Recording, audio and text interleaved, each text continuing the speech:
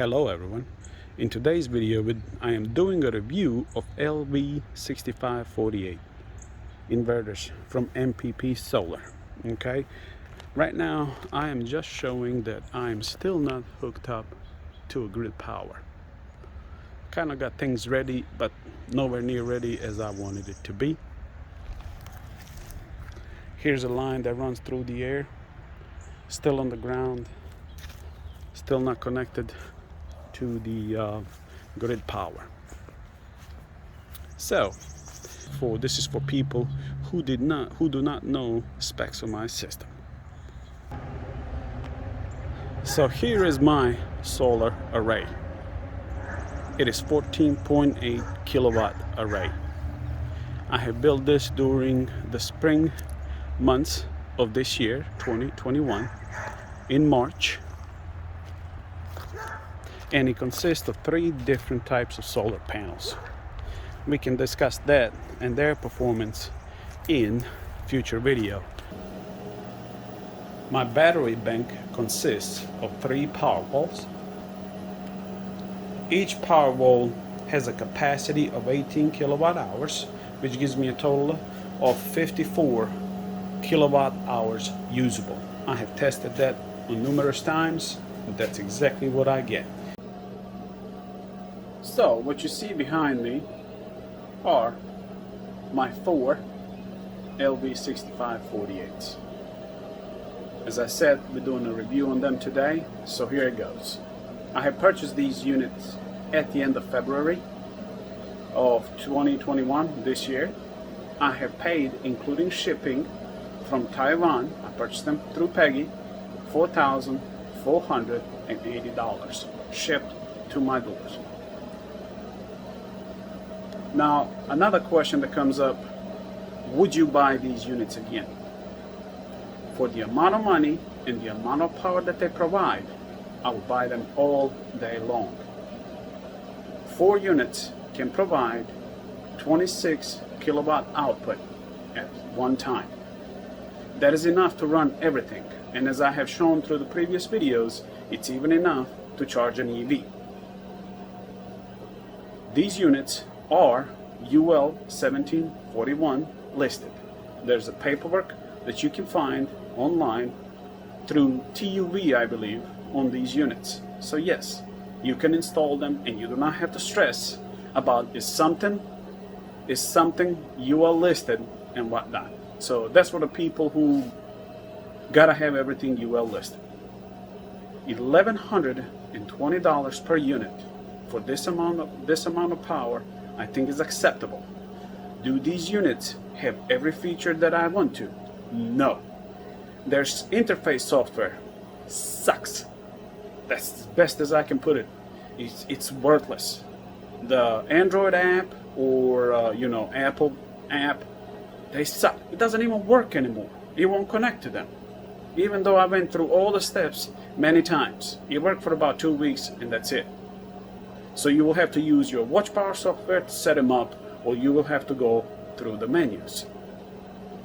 Now, as I said, and I'm sticking with it, right now and until I'm proven different, or unless these units go bad real quick, but so far in 87 days they did not go bad on me, and I have been off grid for 87 days. They work beautifully, day in and day out. I have not turned them off, ever. Those fans started spinning on March 30th of 2021 at around 5:30 p.m. They have not stopped since. The mess that you see behind me is from all the construction. If you have seen my previous videos, you can see that I did improvements on the home, such as windows and siding.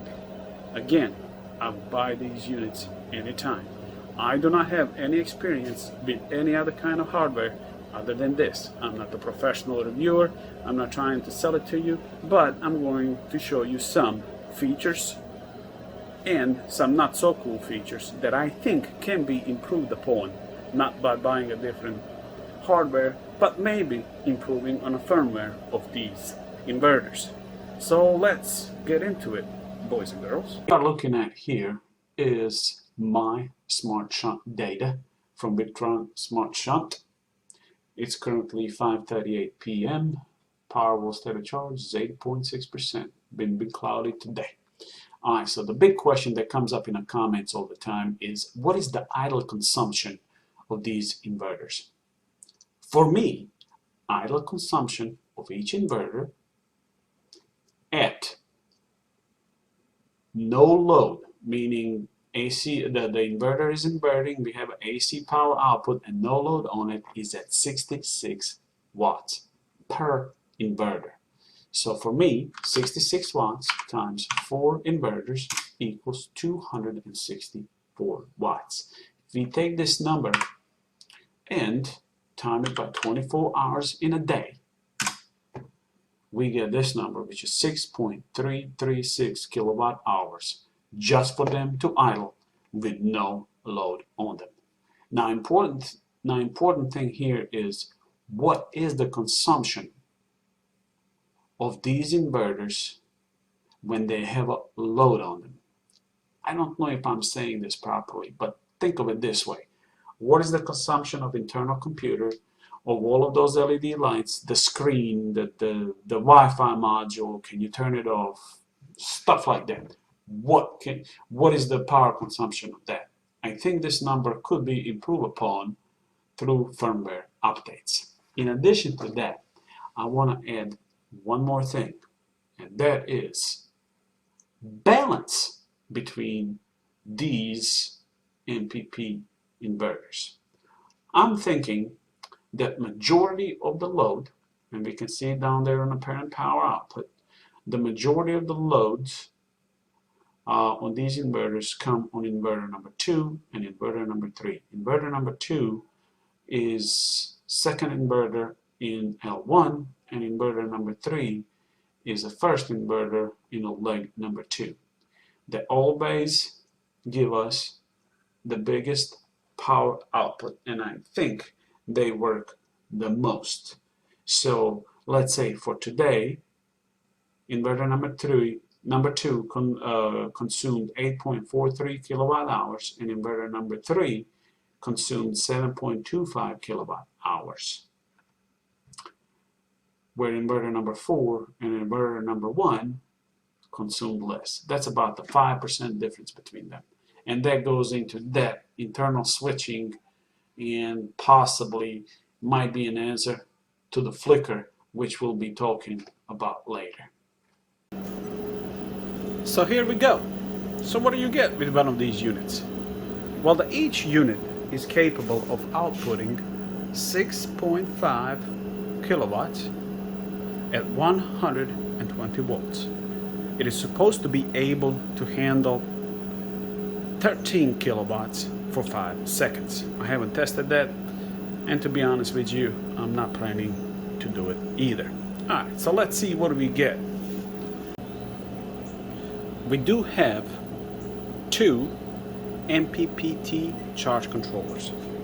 Each controller is capable of 4,000 watts. Each MPPT controller is rated at 250 volt DC. The working range is between 90 and 230 volt DC. You can calculate the amps from there, but for me they get clipped at around 18 amps. Or as soon as it reaches one of these other settings, 4,000 max, actually about 3,900 watts. Next feature of these units is that right here we are showing all possible connections to these inverters. The first one is RS232, which is occupied by this COM cable, which goes to one of these Raspberry Pi units. I use them as a data collection. Other inputs consist of communication port for your batteries. It will accept CAN bus or RS-485 communication from your batteries, if you're purchasing your own and they have that feature. The next port that's coming up is just a USB port, and according to the manual, it's used to connect to your computer and use their watch power software or do updates and whatnot. The next communication port is, of course, a signal for a generator. And last but not least, each unit comes with its own Wi-Fi module. So that's one unit. In order to have a split phase for a North American continent, you would need 2 units at least to have a split phase setup.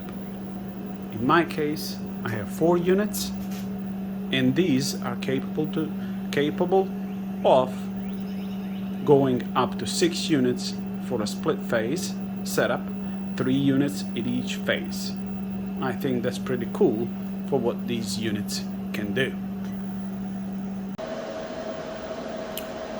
Interesting feature about LV6548s is that you do not need to have physical buttons on for charge controllers to work. As we can see, the units are only charging a battery and they are not turned on. I like that feature. Each one of these inverters will charge as long as you have a switch on for solar input. All 4 strings of my solar array are on, so all 4 inverters are charging my power walls. If you turn off one of them, of course, the corresponding inverter will turn off. Now, big question is what I think that I had, the big question that I had, and what everybody else is thinking is, well, if one of these units die, what's going to happen? So let's take a look. First of all, let's turn on one unit. Nothing happens. So that's the unit 1 of L1. This is unit 2 of L1. Unit 3 is a L2 first unit, and unit 4 is L2 second unit. So let's turn on the first unit on L2. They click on. It's saying that it's inverting. The other units, the other 2 off units, are just charging my power walls. So, in case something goes wrong with one of the units, I guess we could expect to have power coming out only out of 2 units, limiting my capacity to half, which would be just 13 kilowatts. Now again, we have all 4 units on.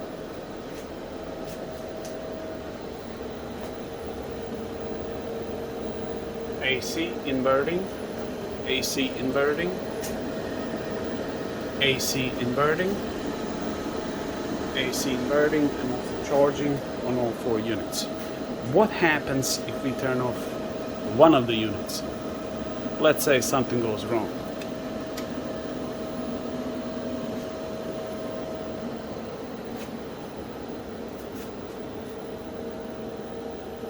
Other 3 are working just fine, but you are limited only on 6.5 kilowatts on one leg of your phase. So, what happens when you turn off a master unit? My master unit is the first unit on the left. What's going to happen when you turn that one off? All 4 units turn off, and it will switch to charging mode here momentarily, which it did right now, but they will not be inverting unless you have unit number 1 on again.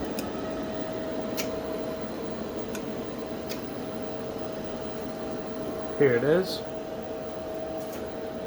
They all turn on again once you turn on the master unit.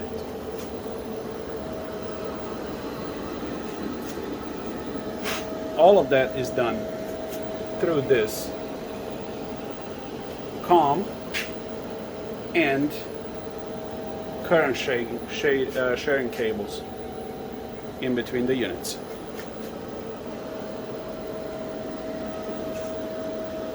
Okay, the next thing we are going to do is talk about things that I do not like about these units. So now, let's talk about 3 things that I do not like about these inverters. Okay, in no particular order. And I think there's nothing wrong with these inverters. And then these things that I do not like can be improved upon through firmware updates for these inverters. I don't know if you are ever going to get those firmware updates, but I would like to see them being taken care of in the near future. Alright, so if anybody from MPP Solar ever watches these videos, please improve on these things. The first one is, and that's I think everybody's valid question, is do you have any flickering in your lights? Yes, and I only have flickering in my lights when the output, when the load on inverters is very low. And I'm talking my house, when everything's kind of idling down, I'm at around 700 watts. Okay, and then if I suddenly get a huge demand on a system, like turning on the AC or turning on washing machine or a dryer or something like that, the lights will flicker. Now, before we continue in regards to that, you can buy different light bulbs, but they will not flicker and you will not see that. If you buy the cheapest LED light, like I did at the Home Depot, thinking that I would never have this problem, the lights will flicker. However, you can mitigate that with the better light bulbs from Home Depot or any other place where you're buying it. Now, why I think the flicker happens once you have a huge demand on the system? Well, I think that these units are in the idle mode, and that the big part of the inverter is not working at all when they are in a low consumption mode. Once there's a bigger load on them, the whole system has to synchronize itself to output that higher load. That means the communication between all 4 systems has to be synchronized to output that. Now, that only takes a split second, but I think that's why you see that flicker. I think that can be improved upon through a firmware updates. Maybe. I'm just thinking that is something that can be improved upon. Now let me interject here. What I was trying to say in a previous couple of minutes is, when the power output is low at around 700 watts, and all of this other things that I said still stay, is once they're synchronized, once these inverters are synchronized for a higher output, there is no flickering. There's nothing at all, at least for me. That is the part that I wanted to add here on the end. The second thing that I do not like at the way it currently is the way the MPP charge controls work. Okay? Sometimes, let's say in the middle of the day, not the middle of the day, coming almost to the end of the day, I will be showing 5 kilowatt input through charge controllers. Okay? Suddenly, without any reason, without any clouds, the power will drop by about a kilowatt. Okay, so at the beginning I was thinking, okay, the clouds are going down. I mean, the sun is kind of going down and we're coming to the end of the day, and that's the reason why the power goes down. But no, wait 20 minutes and the power goes back up some. So I'm thinking there's internal math inside the MPPT charge controllers, inside their, circuitry and whatnot, that calculates how they're going to make a power between the voltage and the amperage that they're getting in. I think that can be improved upon, and these units could create more power out of sun available. And a third unit, and a third complaint, and the thing that I do not like about these, is those Wi-Fi modules. In its current shape, MPP solar, they're not working as they're supposed to. You guys are using some service somewhere, God knows where. They're not even contacting those servers anymore. I've been checking through it. I cannot hook up through any app or nothing, and it's useless. Also, the software, maybe that's a number 4, but I think it goes with the number 4 with the Wi-Fi modules. It's watch power, come on. But it's just what I wish. For the amount of money, guys, that we spend on these inverters, I do not think that software development that we would use with them is in order. Somebody needs to get paid and develop that software. So I wouldn't really like to see that fixed. I could care less about it. I do my own thing. But those are the things that I would like to see MPP improve upon in regards to LV6548. Okay, in the next part of the video, let's talk the production numbers and efficiency of these inverters. Here it is. Here are the numbers since I started collecting data from all 4 inverters. Data collection started on April 9th, and right now is June 25th. Lifetime, meaning from April 9th to June 25th, the solar array produced 3.147 megawatt hours. AC power consumed through 5:20 p.m. on June 25th is 2.858 megawatt hours. I was debating how to calculate this efficiency, and I think this is the best approach. So basically, what we have is these 2 numbers, meaning from MPPT charge controller input, the power available to them, to the power at the AC outlet, you get these 2 numbers. If you take these 2 numbers and divide the AC outlet output with solar input, you will get your efficiency. And number is 90.8% lifetime efficiency from April 9th. My lifetime efficiency is from April 9th until June 25th at 5:20 p.m.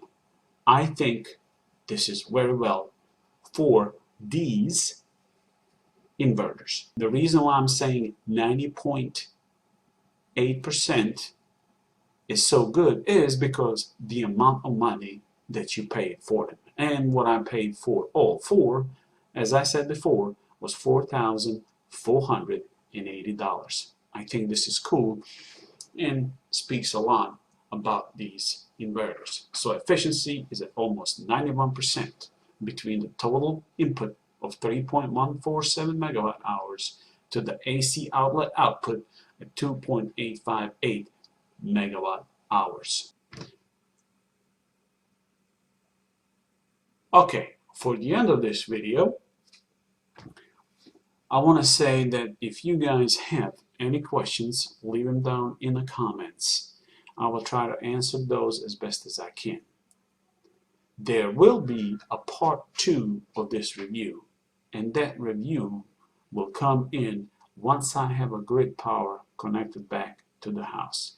I want to see how the system behaves with or interacts with grid power and what decisions can be made in regards to when should we switch to grid power, at what Powerwall state of charge we should switch to grid power, how long does it take to switch to grid power with all these 4 inverters. That will be later on, and that will be a part 2, and that's possibly going to be later once the winter comes, and so we can see how good these inverters MPPT charge controllers work during the winter time. I think I will address those issues at that time. All right, boys and girls, I'll talk to you all soon.